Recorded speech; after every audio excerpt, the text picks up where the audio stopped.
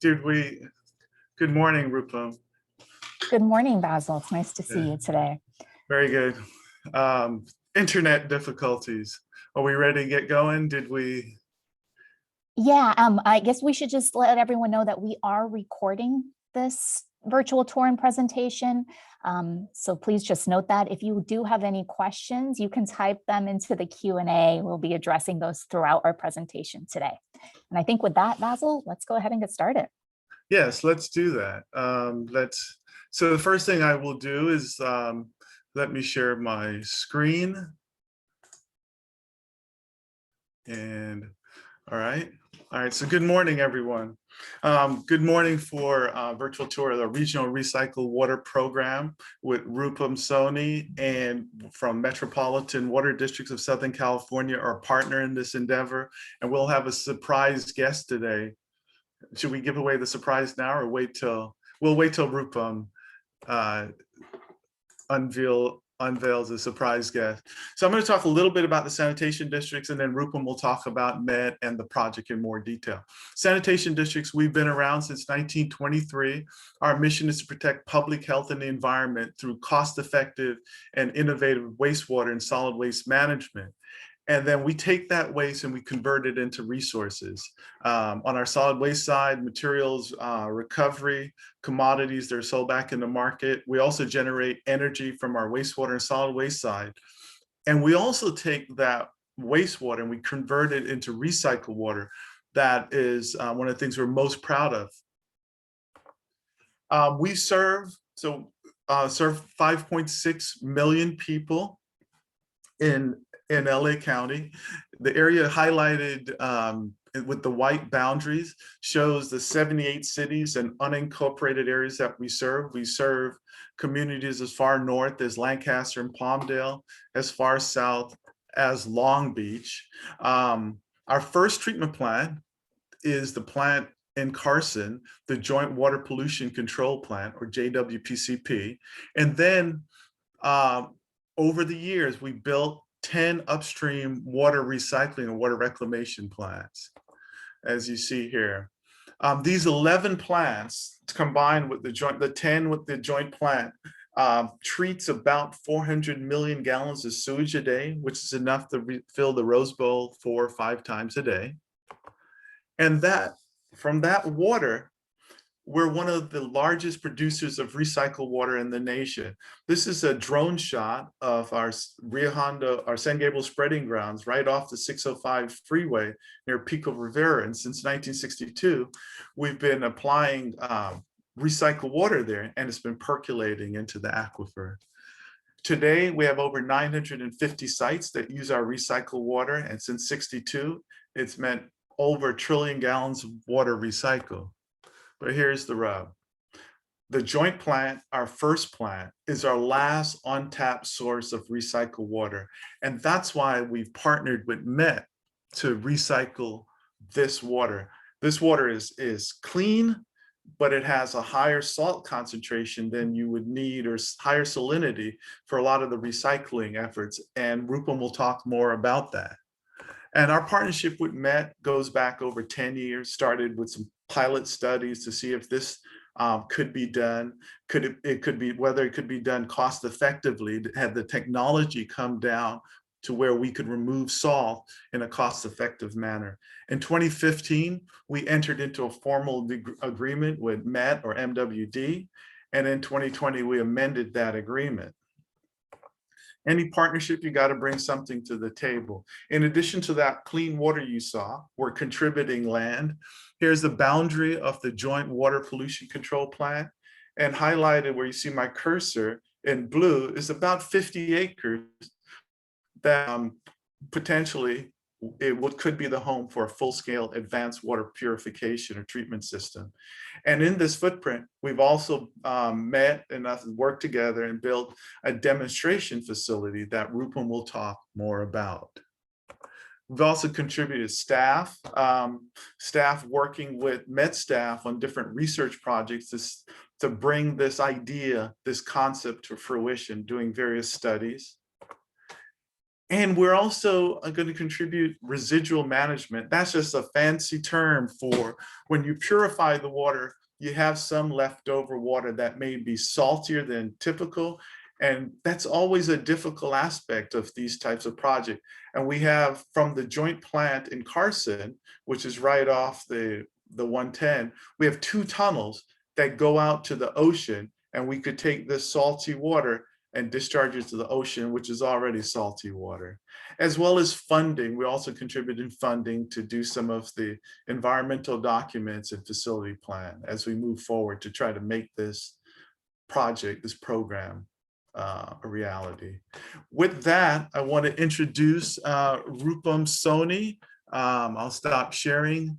Rupam Soni is with MWD, and she's my friend. She's our partner in this. She's partner Incarnate, and MWD is our partner with the sanitation districts in general. And I will turn it over to Rupam, and she's going to wow you.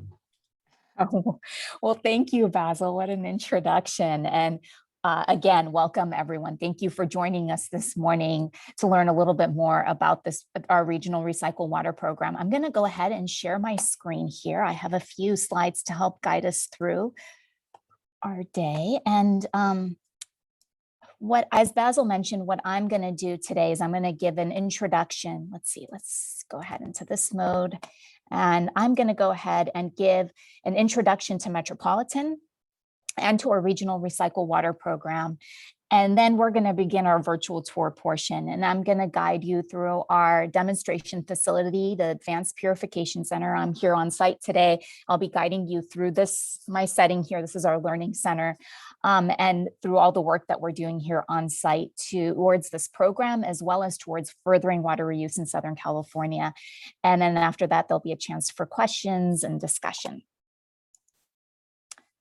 So the Metropolitan Water District is the nation's largest water wholesaler. We provide water to our 26 member agencies. You see them here on this map. They go all the way down from San Diego up to Ventura County, out east to Riverside County and beyond. And our service area here includes 19 million people.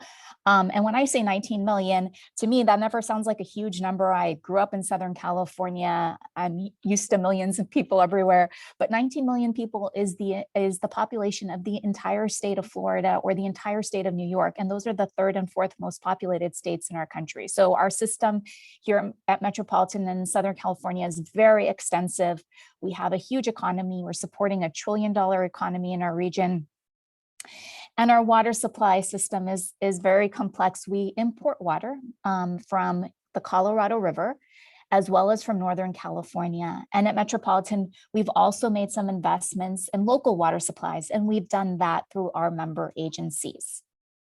So if you look at a timeline, we were formed back in 1928 when this region was growing, and it was clear that an additional water supply was needed. The LA aqueduct was in place. There were groundwater supplies that the region was relying heavily on, but there were more and more people moving to the area.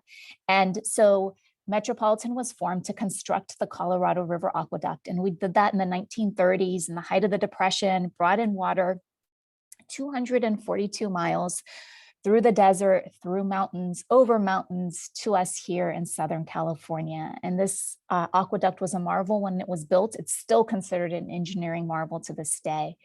And then we had another population boom in Southern California after World War II. And so at that time, Metropolitan invested in the State Water Project, which brought water down and still does today from Northern California to Southern California via the California Aqueduct, ensuring again that the region had a reliable water supply so it could continue to grow. And then as our region grew again in the 80s and 90s, our investments were in local water supplies. So again, investing in these supplies through our member agencies and also conservation programs. And many of you may have taken part in our conservation programs through the years, but we give rebates for low flow toilets and other water saving devices, or for tearing off your grass and putting in drought tolerant plants. All of this has really helped our region conserve and ensure again that we have a reliable water supply for the future. And now today, as our region continues to thrive, as we face climate change and so many other challenges, and we need to ensure water reliability for future generations, we're investing in this program, the Regional Recycled Water Program. So let's take a closer look at what this program is. I'm going to show a short video here that gives you a brief overview of the program. Planning for future water supplies in sunny and vibrant Southern California requires thinking big.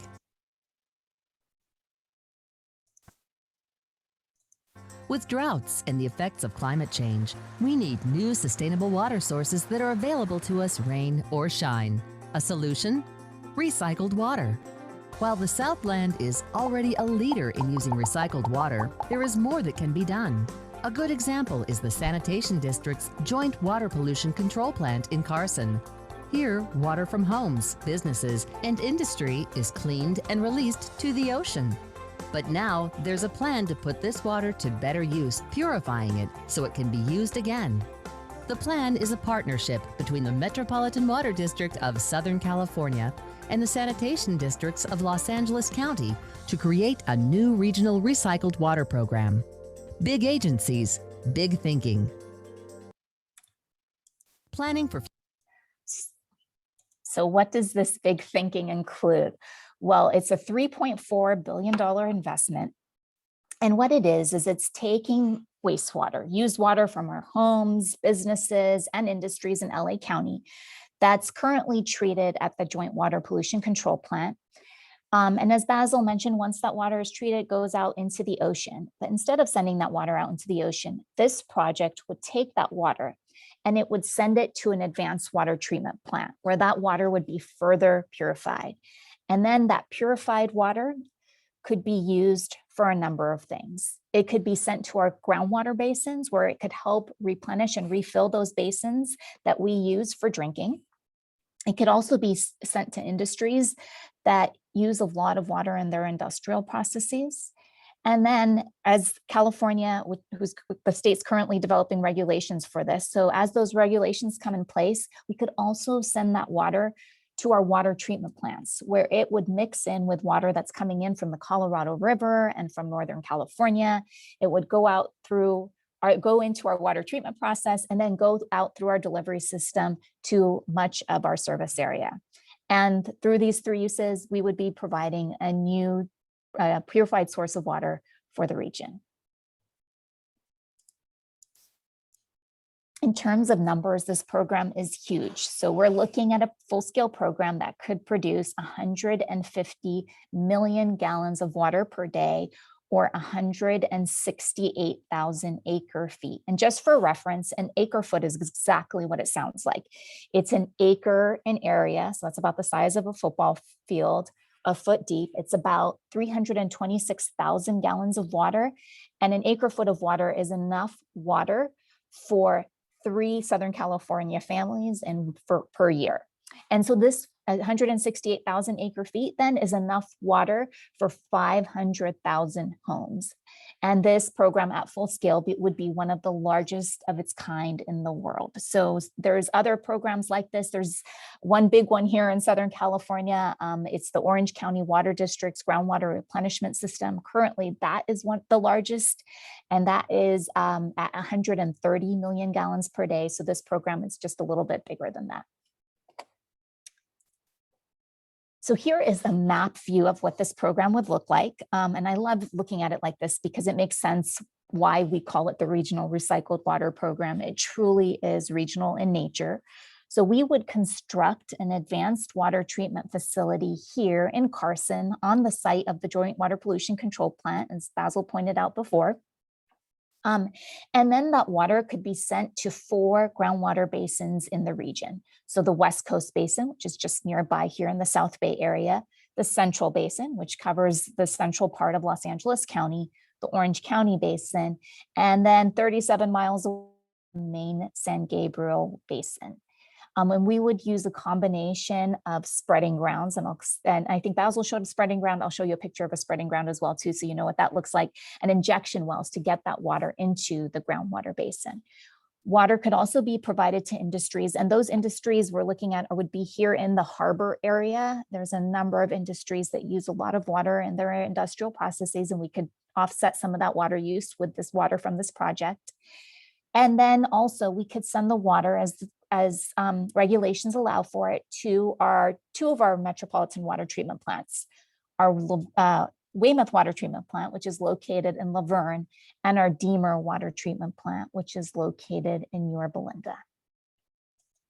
And so here is a photograph of a spreading ground. And this is just an area where the soil conditions are such that it's really easy for water to soak into the ground and help refill those groundwater basins.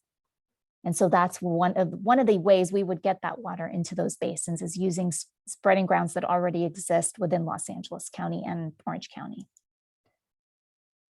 And then our full-scale advanced water treatment plant, again, would be constructed at the site of the Joint Water Pollution Control Plant. And I'm going to show you a 3D rendering of what a full-scale facility could look like.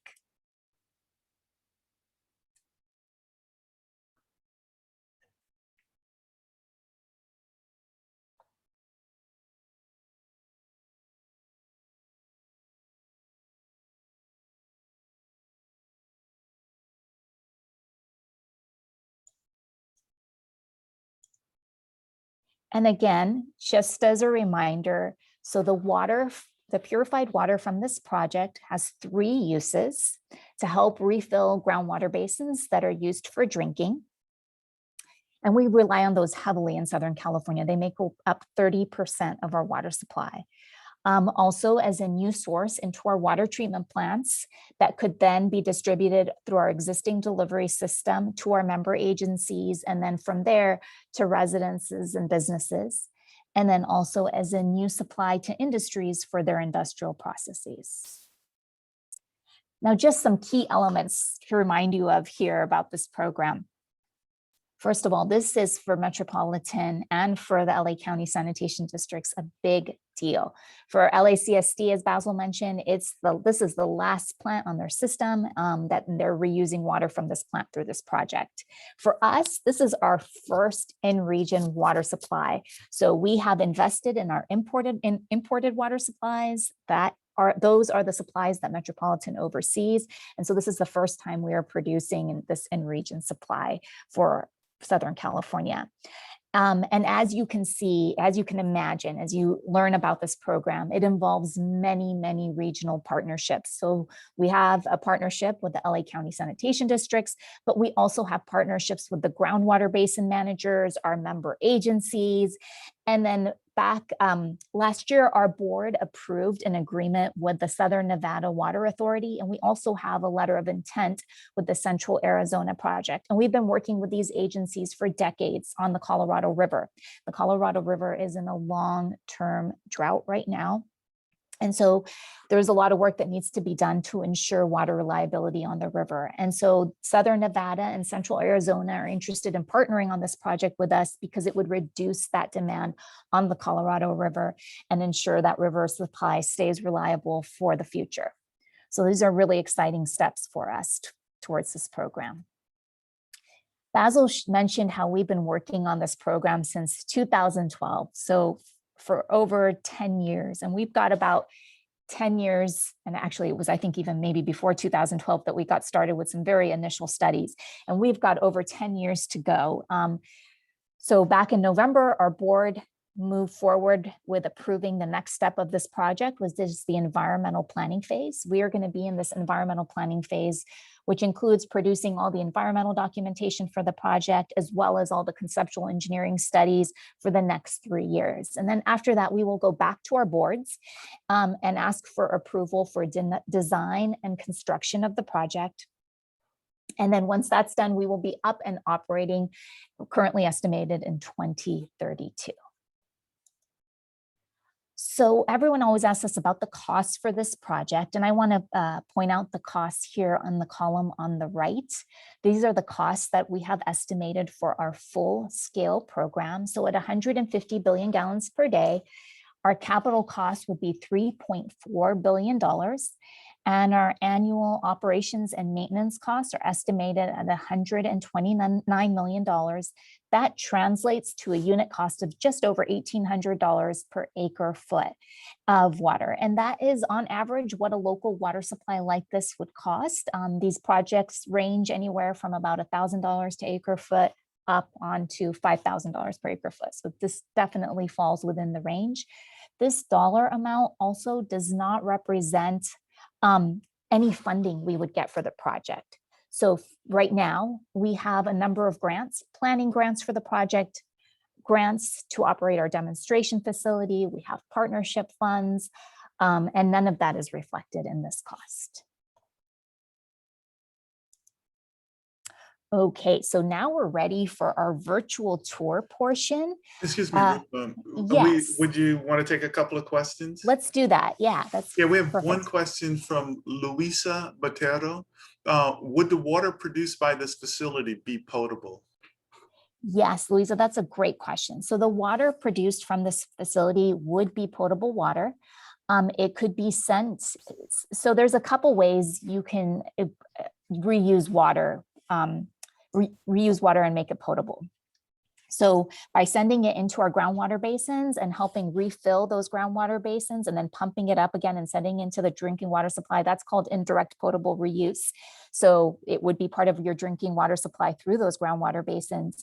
And then the state is developing regulations for what we call direct potable reuse, where you can send that water, once it's purified, directly into the drinking water system. And so we're planning on doing that upstream of our water treatment plants. So then that water, again, would go through that water treatment process and then go out through our delivery system. So yes, it would be part of your, it would flow out of your faucet, would be part of your drinking water supply for potable reuse. The only part that's non-potable is any water that we would send to industries for industrial reuse.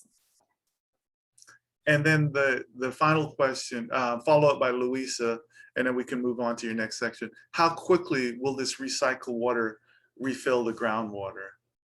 So I guess. Yeah.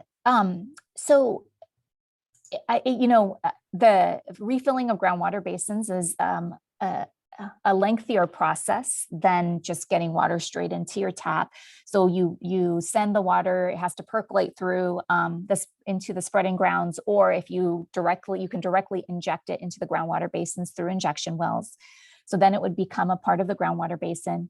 And then it takes, an average of a few years for that water to make its way into the drinking water wells. So when the water does soak into the ground, become a part of that groundwater supply, it moves very slowly towards drinking water wells that then just will pump up that water.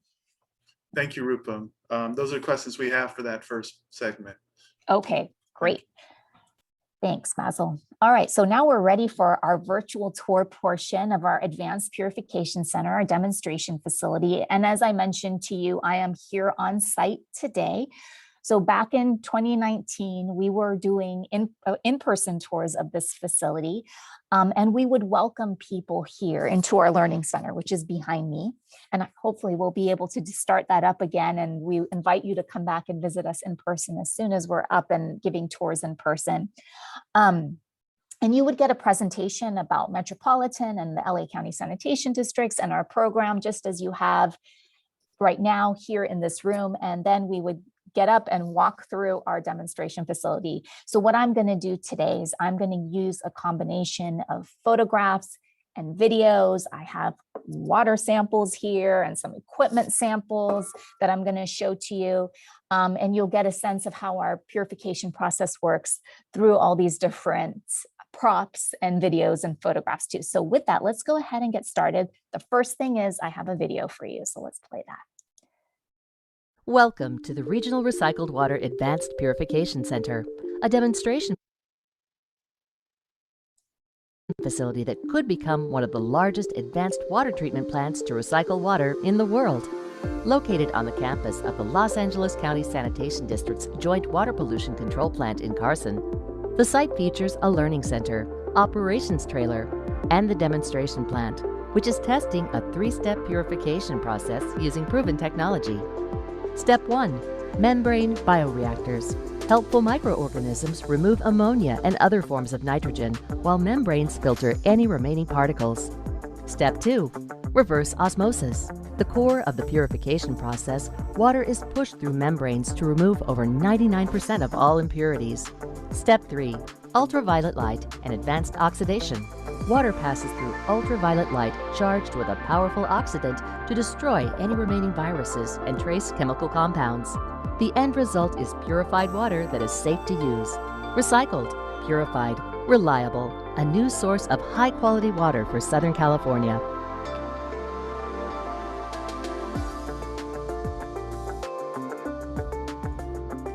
Welcome.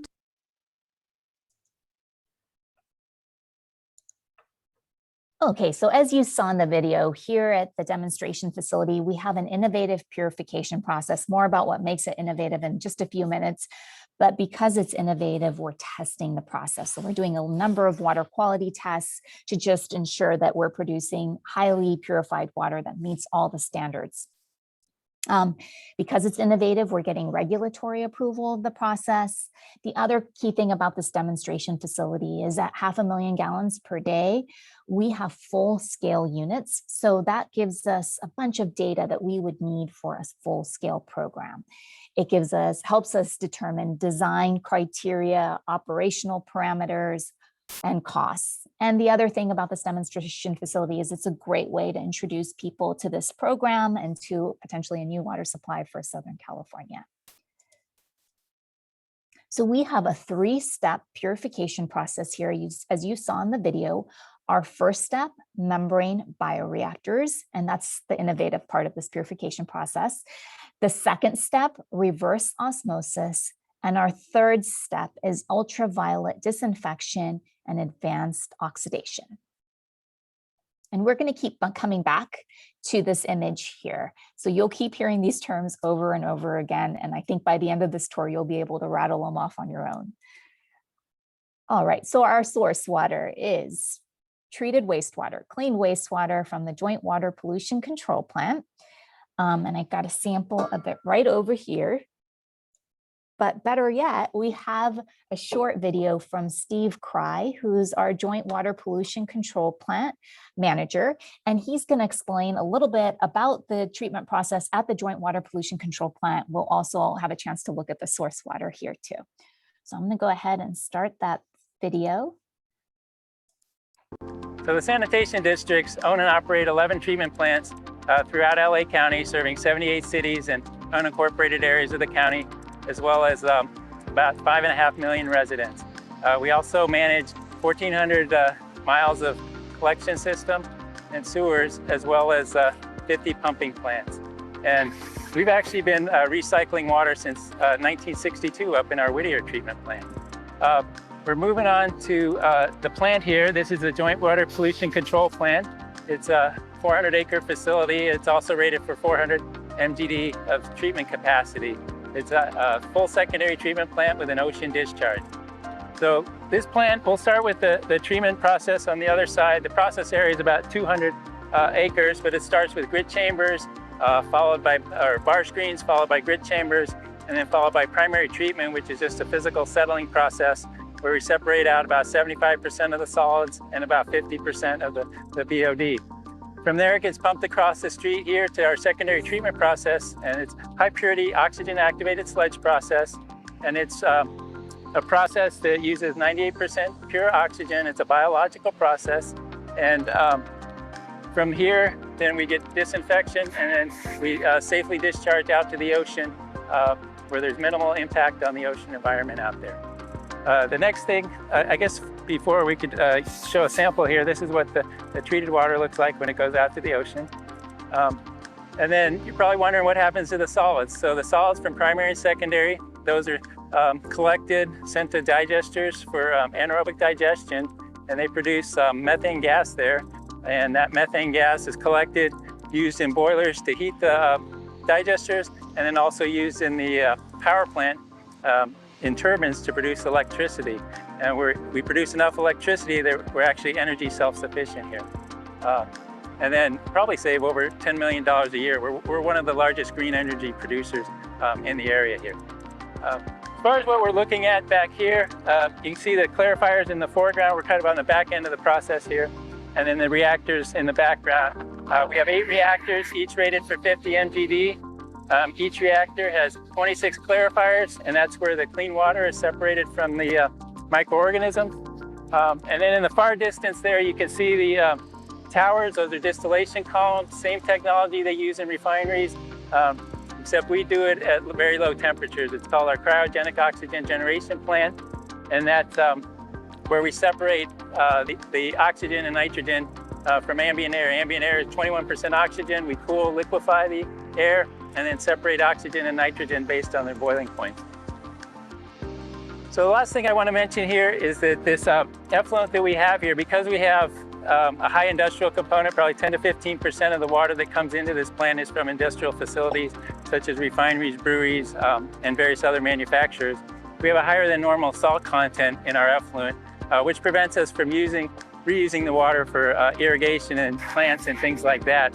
But we are able to reuse about 20 million gallons per day on site for processed water and things like that. And I guess the last thing I want to say is this Advanced Purification Center, it's been designed to remove the salt and the ammonia from our effluent so that we can reuse ultimately 150 million gallons per day for potable reuse.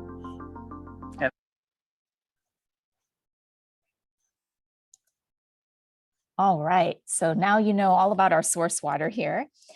So let's go ahead and go back here to this drawing we had before. So the source water comes to us through a pipeline, and you can see that pipeline. Let's see. There it is, right here. And the water comes into the first step in our purification process, membrane bioreactors. Let's take a closer look at them. So membrane bioreactors consist of biological process tanks, and that's the large concrete tanks you see here on the picture on the top, and membrane tanks. And that's the metal tank you see here on the left. If you look inside the biological process tanks, you would see this water that looks like this inside. So what you're seeing here is a culture of microorganisms that are processing the remaining organic matter in the treated wastewater, as well as any nitrogen compounds such as ammonia that's in the water too. The bubbles you see, that is from air that we are providing to these microorganisms. They are aerobic microorganisms, which means they need air to survive. So making sure they have that, and they've got their food source with that organic matter. And so they are ready to remove that organic matter and the nitrogen compounds from the water. And that takes about 2 to 3 hours. Then from there, the water goes into the membrane tanks. So you can see a picture of the membrane tanks. I'm going to actually show you a little video here. So you got a closer look at what these membranes look like.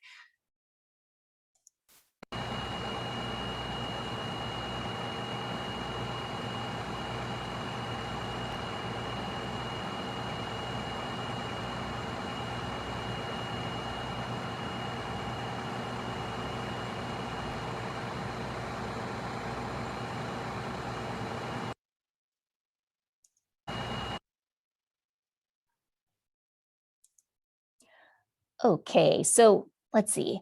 Let me actually take it back one slide here.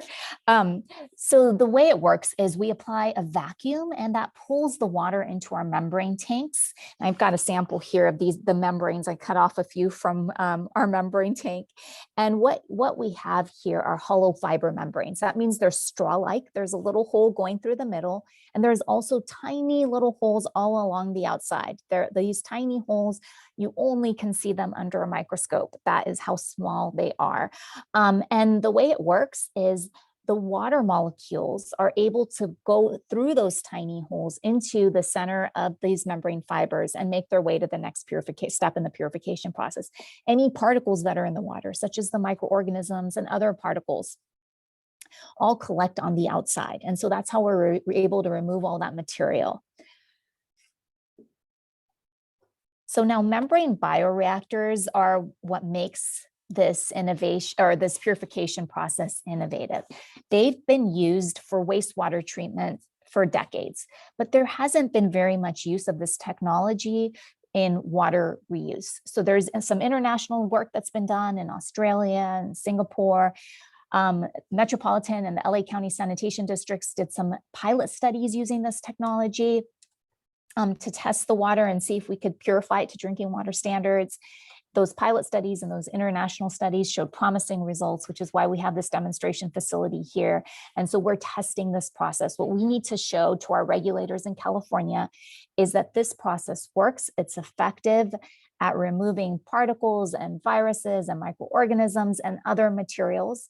And so we've been spending the past year and a half or so collecting a lot of data, doing a lot of water quality testing, and we are finishing up this testing at the end of the summer, at the end of August or so. We will be evaluating all the data, submitting it to the state, and then they will be giving us regulatory approval for the process. And once we have that approval, this process can be used at any water reuse facility in California, and then the data can be applied all across the globe. So it's really exciting research that our teams are doing here on site.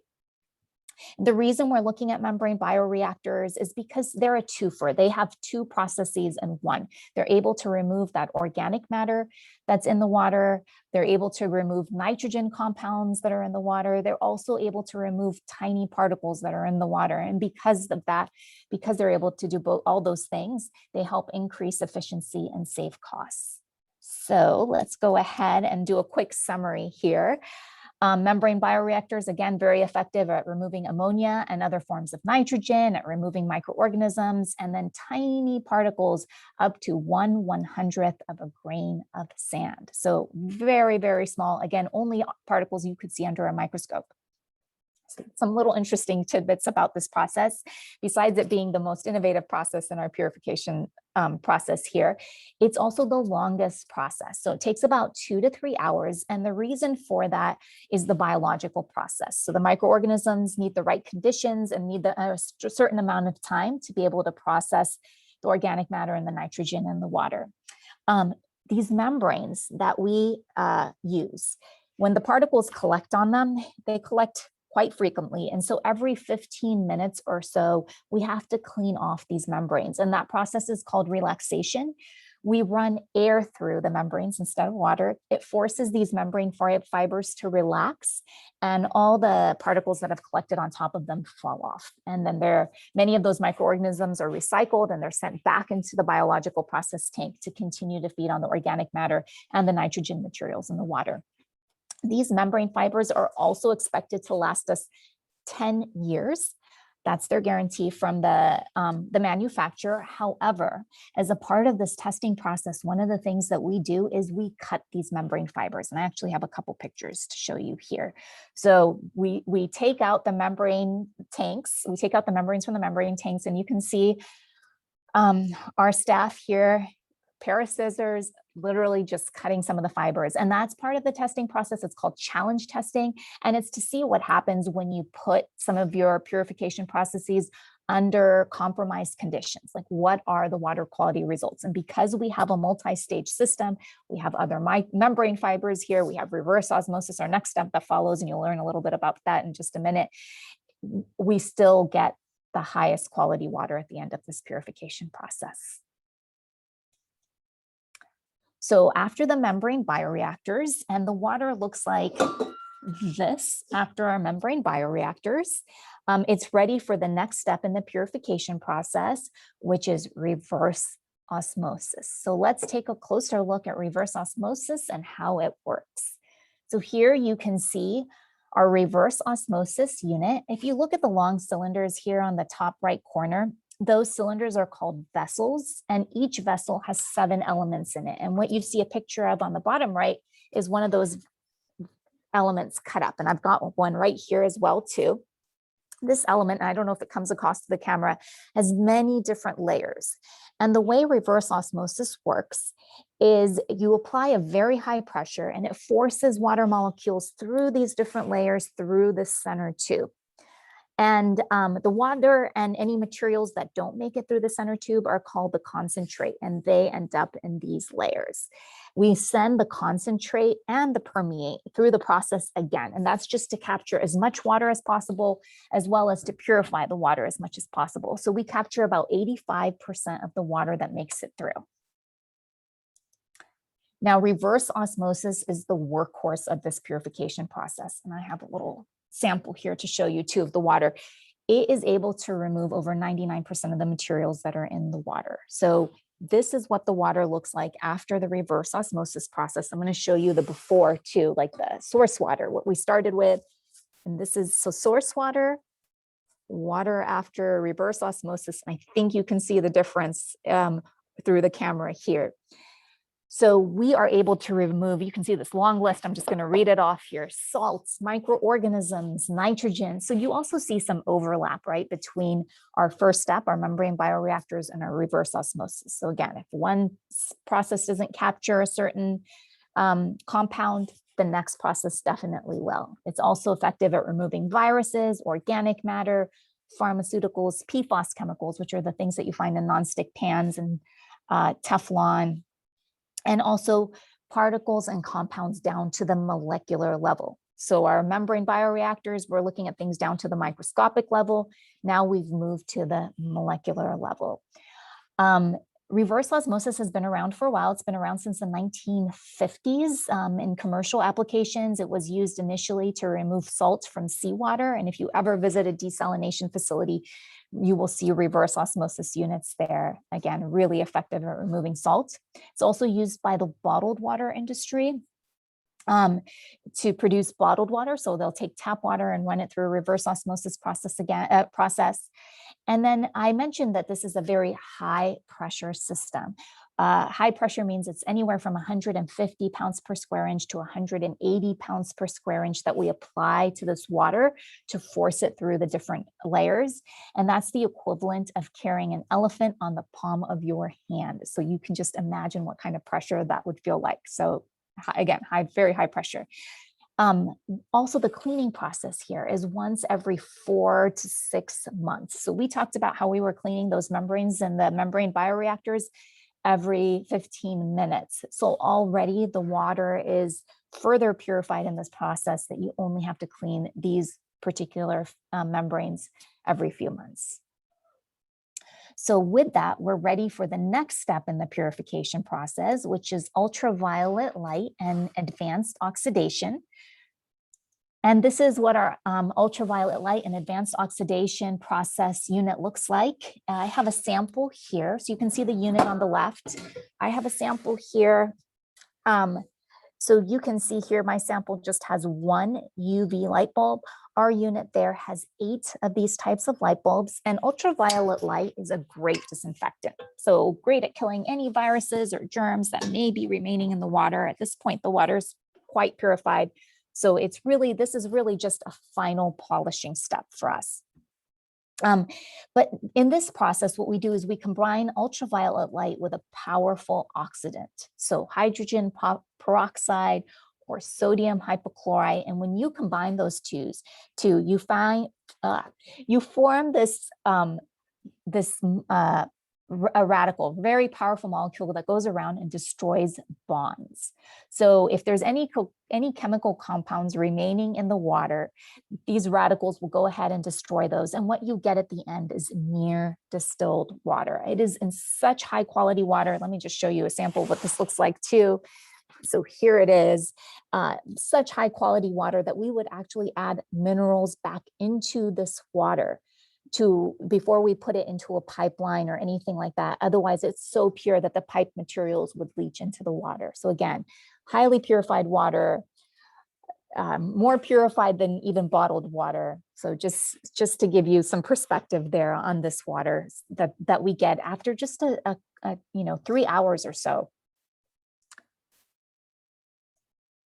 And so just a quick summary again about ultraviolet light and advanced oxidation. It's effective at removing viruses, microorganisms, and then really trace very, very, very low levels of organics and other chemicals. This is a very quick process. It takes under a minute for this process to take place. And the UV light that we apply is very powerful UV light. So here on Earth, we experience UVA and UVB light. This is UVC light. So it's in the next level of UV light here. And its wavelength is 254 nanometers. And UV light is used in in water treatment and wastewater treatment in the water industry, but it's also used in a number of other industries to help purify materials. So it's used, for example, in hospitals and medical facilities. It's used to sterilize surfaces. It's used in food manufacturing. You can even buy UV disinfection devices to disinfect your phone. So all kinds of stuff that UV light is used for. Now, I mentioned that we are doing a lot of water quality testing on site to show the effectiveness of our purification process that we have. So here are some pictures of our staff and the LA County Sanitation District staff working together. We have a testing and monitoring plan too that we're following. And then we will be submitting again our results to the state after we're done with all of our testing, which is expected to be done at the end of August. So really exciting stuff coming soon. You can see again, it takes a team to make all this work happen. So again, our staff, LACSD staff collecting samples, testing samples. We also have online equipment on site. This is equipment that continuously monitors our water quality to ensure that each step in the purification process is working the way it's supposed to, as well as the resulting water, that the end purified water also meets all the highest water quality standards. And again, all of this is to produce a new water supply for Southern California that's local, that's pure, and that ensures that we have a reliable water supply no matter what. You know, this year we're in one of the driest years on record, another drought. We want to just make sure that our region continues to have a reliable water supply well into the future. So that covers it for me, Basil. Are there any questions? Yeah, great job, Rupam. Should we introduce our surprise guest? Yeah, so you saw a quick video of Steve Krai, our joint plant manager, and he is with us online today. I don't know if he's bashful. Steve, you're there. Yep, I'm here. Great job, Rupam. That was really informative. Thank you. All right, so I'll go through the question. Hopefully Steve gets all the tough questions, Rupam. So Steve, this may be your question. First question. The question is, are these plants earthquake proof? Yes, we hope so. You know, they're built to current seismic standards, and you know, we've used lessons learned from prior earthquakes to the way and incorporated that into the way we design all the concrete structures and piping and supports and everything. So we hope we're able to withstand an earthquake and continue to produce and clean the water. Thank you, Steve. The next question comes from Susan Rosenbluth. Why does it take so long for the environmental study? And are you afraid we'll run out of water before this plant is up and running? Yeah, that's a great question, Susan. So the environmental planning documents, we're producing an environmental impact report for this project. And so to do that, we need also to complete some conceptual engineering studies. So we have to do that and then produce an environmental impact report, which is a public process. So we take into account public input and public participation. So that's why it takes a while. It's a very comprehensive process. We look into so many different things, the environmental impacts of this project, the benefits of this project, and truly during that process, we further define the project as well too. During that time, no, you do not have to worry. We will not run out of water. So we have made so many investments because in Southern California, we can, you know, we have a dry climate, let's face it. And we've faced a number of droughts, and especially with climate change, that's becoming more and more common. And so I think here, and I think if you're already asking me this question, you are the same way. We are all thinking about our water supply, where you're probably doing your part to conserve water. And actually so many of us in Southern California do that. The amount that we've conserved over this past year, it was equivalent to the same amount that comes from one of our imported water supplies. So from one of our aqueducts, either from the Colorado River or State Water Project, you take your pick. So it's pretty impressive. And we've also, so not only have we made those investments that together we've done where we've conserved a bunch of water, But we also have made investments in storage. So we have water stored in reservoirs throughout California. We have water in groundwater basins throughout California. So just know that you do not have to worry about that. But anything you can do to do your part to save a little bit more water really helps out too. Okay. The next question is from Adrian Griffith. Methane gas is burned. This plant may be self-sufficient, but this is far from green. What is the amount of pollution released by burning this methane? And I guess I could, before Steve goes at it, I mean, methane, we capture that methane, and by destroying it, we get energy that we defer or not having to use fossil fuel. So it's a positive situation by capturing that methane before it goes into the atmosphere, because it's probably 50 times more disruptive than CO2 as a greenhouse gas. Steve, anything you want to add to that? Yeah, absolutely. That's like a great point there by Adrian. But as you know, we're converting waste into resources, and our mission is to protect the public health. And we're keeping raw sewage off the street, collecting it, treating it, and then cleaning the water. And then the solids, we convert those solids into gas and produce power. So it basically breaks down about 50% of the solids. So that's that much fewer solids that we have to reuse in other ways. And so we're able to recycle those solids, converting them to gas. And as you mentioned, methane's a clean burning fuel compared to coal and other types of fuel. And here at the plant, we actually have a continuous emissions monitoring system to ensure virtually no impact to the air, and make sure that methane that is clean burning is not producing anything that would impact the air in a negative way. So, thank you, Steve. Next question, I think that from Louisa.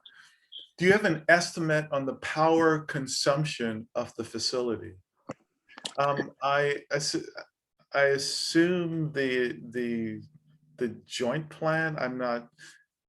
Yeah, that's the question. An estimate on the power. I can answer that, Basil. Yeah, it's about 19 to 20 megawatts of power is necessary to run the plant the way it's currently configured. So our power plant, we're able to, with 3 gas turbines and a steam turbine, we're able to be energy self-sufficient. But and we're usually actually exporting about a half megawatt to 1 megawatt to the grid to supplement Edison's power. And but we are connected to Edison for the times where once or twice a year we'll take our power plant down for maintenance for a day or two, and we'll actually import 18 to 19 megawatts for that very short period of time. All right, thank you, Steve. Thank you for answering all these questions. Next question is from Esmeralda Velasquez. The water that will be sent for industrial use, will that be the end result? Will that be the end result purified water, or will it go undergo a different treatment? So the water that goes to industrial use, will it undergo a different treatment before? No, at this time, currently the way it's planned is it would have the same treatment that the water that we would use to refill groundwater basins would have. So not anything additional to that. It's, again, highly, as you saw from the virtual tour, it's highly purified water. And this next question is from Arlene, and I think this may be within your purview, Rupam. How can we get people to stop buying water in plastic bottles? Yeah, Arlene, that's a great question. We always, this is also a reminder for me to remind you all that remember that your tap water is safe to drink. So sometimes I think people think they need to purchase bottled water because their tap water is not safe, and that's not the case. If you have a preference for bottled water, that's a different thing, but it is safe to drink your tap water. And then I think for people to just understand the environmental impacts that come from using a lot of plastic bottles, and then just, I always believe in lead by example. So I'm always carrying my reusable water bottle around, and I encourage all of you to do the same. So. Great. And the next question is from Bonnie P. I feel like a radio host. I should say Bonnie P from Buffalo, but Bonnie P. And will this webinar be available on your website? This webinar will be out on the Sanitation District's YouTube page. We'll have it linked on Facebook, but it will be available, and I'll put that into the chat. The next question is from Susan. How can you protect the system from disruption in the electrical grid and cyber attacks? And that sounds like a Steve question. Yep, that's definitely a great question. That's one of the things that keeps us up at night for sure, is trying to make sure that nobody can hack into the plant and take control. So, you know, we try and stay completely separated and isolated, but kind of what we call island mode, where we're kind of standalone and separate from the rest of the you know, internet and other networks out there, as far as our plant control systems and things like that. And on the power side, as I said, we have our own power plant, and so we can stay actually separate from Edison and operate independently from them in island mode if we need to also. Okay. I don't see any additional questions. I want to launch a poll quickly for the, so if folks would give us your feedback, and I will put in the chat also information on today's broadcast where you can tell a friend. And I will just give me a second to drop that into the chat. And Rupam or Steve, do you have any, oh, there's some, let me see what's in, oh, someone says, good job. So that's it. If you could do the, let me just, I'm panelists and all attendees. All right, I just sent all the information in the chat. Thank you all for attending. Thank you, Rupam. Thank you for our surprise guest, Steve, the plant manager. Him and Rupam, I guess they see each other every day at the joint plant in Carson. And it's an exciting project. We look forward to the next step in it and bringing it to fruition. Thank you all and have a great Saturday. Thanks, Basil. Thank you, everyone. All right. Bye.